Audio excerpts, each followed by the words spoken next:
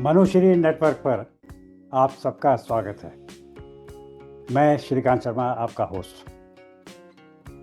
आमतौर पर जब हमारे परिवार में किसी की तबीयत खराब होती है, किसी को बुखार आ जाता है, पेट में दर्द हो जाता है, तो हम कोशिश करते हैं कि दादी माँ का जो थैला रखा है उसमें से कोई नुस्खा निकालें, रसोई में जाएं, हींग लें या अदरक की चाय बनाएं और उस अपने परिवारजन को दे दें, और उम्मीद करते हैं कि दादी माँ के समय में जब वो नुस्खा कारगर हुआ तो उस समय भी वो कारगर होगा।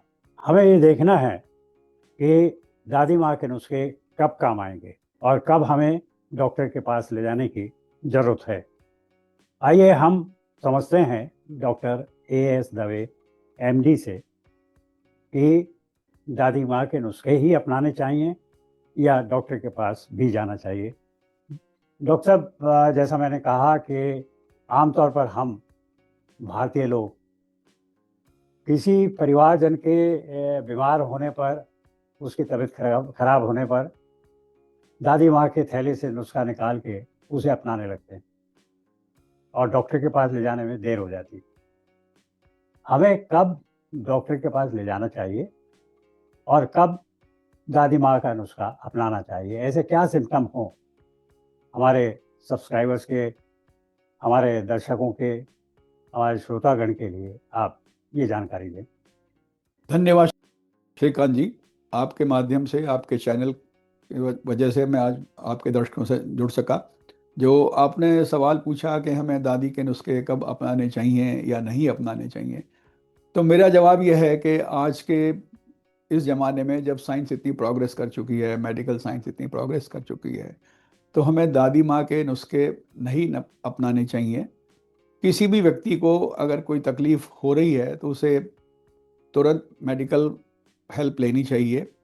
जैसे आपने कहा पेट दर्द है, तो अब पेट दर्द एक साधारण दर्द लगता है, बट ये कई बीमारियों का लक्षण भी हो सकता है। अपेंडिक्स हो सकता है, पथरी का दर्द हो सकता है, आंतों के रुकावट का दर्द हो सकता है।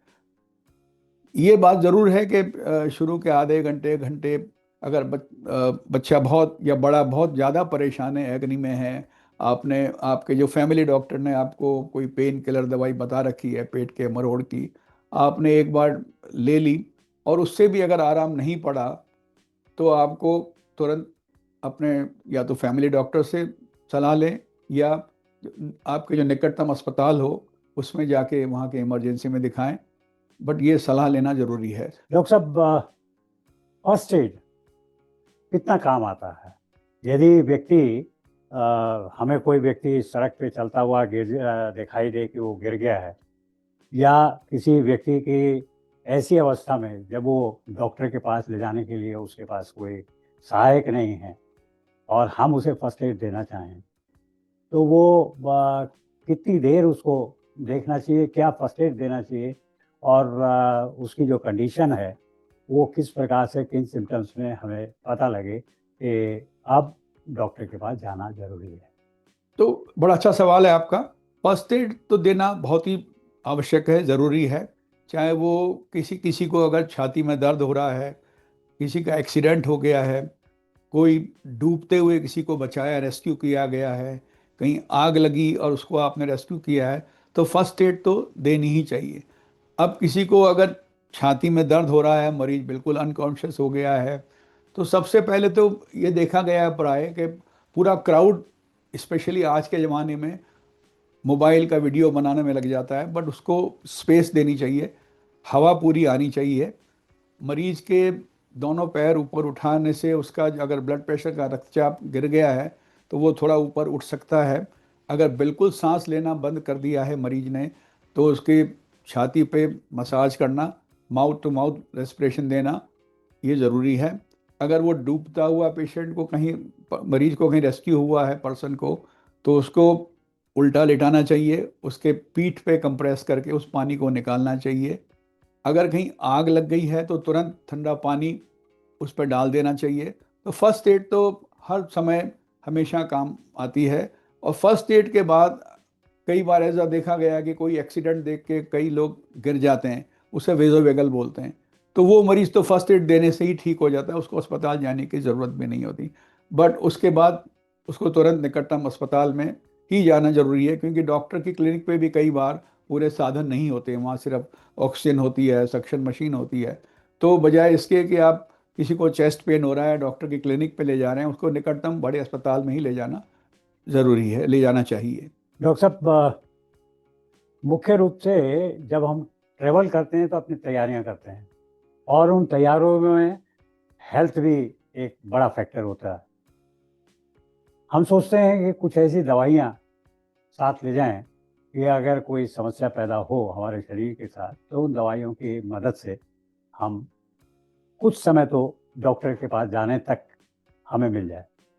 तो ऐसी क्या दवाइयाँ आमतौर पर होती हैं जो हमें साथ रखनी चाहिए, और कुछ ऐसी चीज़ें जैसे कि बीपी यंत्र है, कुछ पट्टियाँ हैं, तो किस तरह की पट्टियाँ, रुई दवाई, वो क्या क्या हो सकता है हमारे फर्स्ट एड बॉक्स में? तो फर्स्ट एड बॉक्स में जो आपने पूछा, कुछ गोलियां हैं जैसे पैरासीटामॉल है, हमेशा आपके पास होनी चाहिए। किसी को तेज बुखार आया, सर दर्द हुआ, तो आप पैरासीटामॉल उसको दे सकते हैं। उल्टी की दवाई आप साथ में रख सकते हैं, उल्टी रोकने की।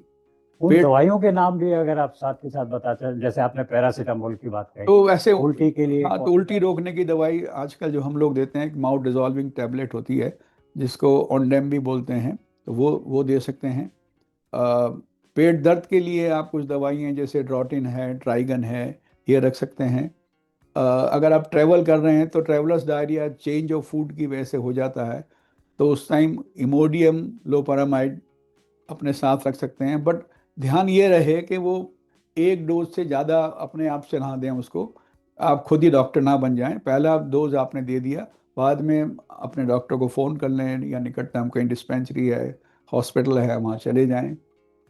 तो इसी तरह का, अगर पट्टी के बारे में आपने पूछा, तो कहीं चोट लग गई तो तुरंत, अगर ब्लीडिंग हो रही है तो पट्टी या कोई भी कपड़ा, कोई भी चुन्नी बड़ा काम आती है, उसको तुरंत बांध दो। ब्लीडिंग, एक कंप्रेशन बैंडिंग बैंडेज बांधने से वो ब्लीडिंग रुक जाती है।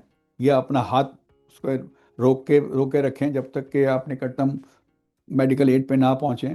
और जो चोट लग जाती है, अगर चलते चलते चोट लग गई, जैसे अभी बात हो रही थी, तो उस चोट को साफ करने के लिए कुछ और दवाई लगाने के लिए, जिससे कि इमीडिएट मदद मिल जाए, तो वो कौन सी दवाई हमें रखनी चाहिए अपने पास और उसे साफ चोट करने चोट के के लिए? लिए तो जो एंटीसेप्टिक एंटीबायोटिक के लोशंस लिक्विड फॉर्म में जो आते हैं, जैसे बीटाडीन का लोशन है, और इवन सेवलॉन या डिटॉल को आप पानी में डाइल्यूट करके उससे अच्छे से वॉश कर दिया, और वही गॉज पीस रख दिया आपने। मगर गंदा कपड़ा या वो तो नहीं रखना चाहिए, उससे तो और आप वूंड में गंदगी फैला देंगे। अगर आपके पास बिल्कुल साफ धुला हुआ रुमाल आपकी जेब में उसी दिन आपने डाला है और आपने अपने पर्सनल यूज़ में नहीं लिया है, वो रुमाल आपका काम आ सकता है। मगर अगर चोट लगी है, कट है, वूंड है, तो आप ज़्यादा से ज़्यादा उसको अपने हाथ से दबा दें, उसको ब्लीडिंग रोकने के लिए। बाकी उसकी proper bandage, proper stitching depend करता है कितनी गहरी चोट है लगाने। या बैंडेड आप जो अपना अपने ट्रैवल किट में रखते हैं, वो बैंडेड आप छोटे कट पे लगा सकते हैं। डॉक्टर साहब, आपने आजकल